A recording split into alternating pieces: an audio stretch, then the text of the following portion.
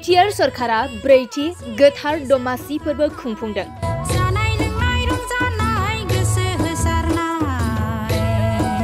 BTR सरकारा साननैनि हाबाफारिजों ब्रैथि गोथार दमासि फोरबो खुंफुंनाया दिनैनिफ्राय जागायबाय।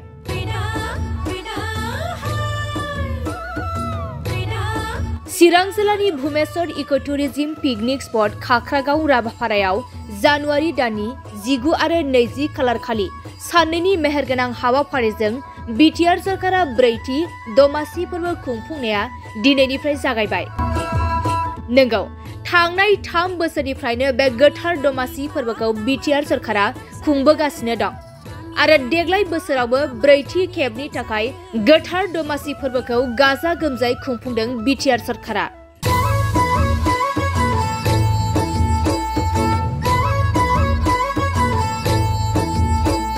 मख'नो गोनांदि दिनै फुंबिलि समाव बिटिआरनि ब्रैथि मागो दमासि फोरबो फालिथायनि गिबि साननि हाबाफारियाव गाहाय हाबग्रा लामाखौ बेखेवना होयो एमएलए निर्मल कुमार ब्रह्मआ।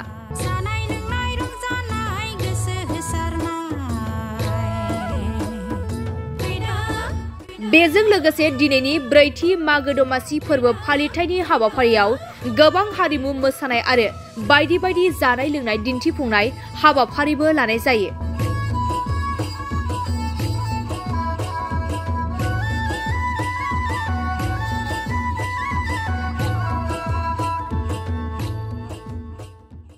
आंखौ बिथांमोनहा जाय बे दमासि फोरबो फेस्टिभेलखौ खुंगासिनो दं, बिथांमोनहा आंखौ माने गेटखौ माने फिथा हास'नानै मुखुलि खालामनायनि जेनोखि दायित्व बेखौ हरदों।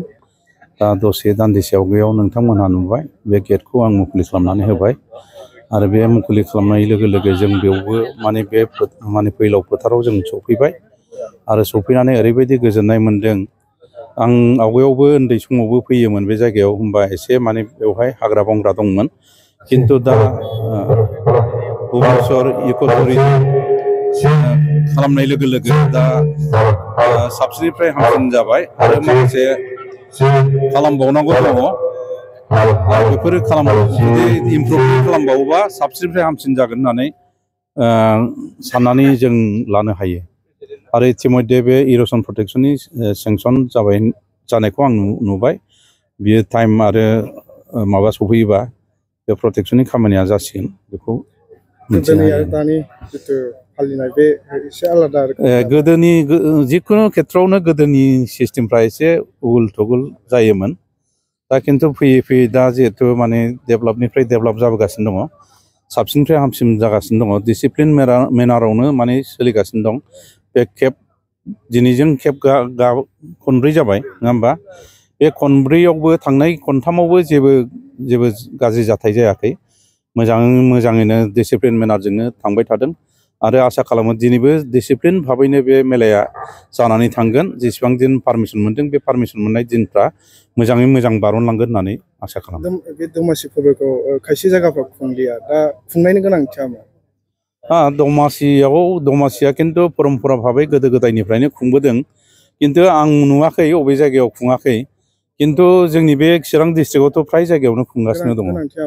गोनांथिया बेनो, जोंहा गोदो गोदायनिफ्रायनो माखासे नियम दं। जेन'बा मा होनो बेखौ, जोबनाय दिनखौ संक्रान्ति दिनखालि जोंनि आइ आफा रायजो राजाफ्रा गाव गावनि न'मा न' आरो बे बाख्रिफोरखौ माने गोबोरखिजों लिरथिंनानै दोनो आरो लोगोसे गय खान्थाल बाहेरायाव थानाय बिफां लाइफांफोरखौबो माइ जिगाबजों खानानै बोननानै दोनो। बे मोनसे परम्परा दङ। आरो बेवहाय बे दमासिनि मेइन माबायानो जाहैबाय, बेखौ गुबुन हारियाव माने भगालि बिहुबो होनो, जों दमासि होनो। बे दमासि समाव जों गोबाव सम थांनाय समफ्राव खामानि मावनानै माइ गायनानै बायदिसिना आबाद मावनानै जिहेथु जों फिथाइखौ मोनो आरो बे मोननाय समाव जों बयबो गोजोनग्लायो आरो बे मोननायनि थाखायनो रंजानायजों लोगोसे जानायनि माखासे आइटेमफोर बानायनाय जायो आरो बेनिखायनो बे परम्पराया जेब्लाबो थांनानै थानांगौ आरो थालांबाय थाथों। बे परम्पराखौ फालिनो थाखाय जोंनि माहारिखौ मा खावलायगोन? बे परम्पराया जाहाथे गोजोर जानानै थायो।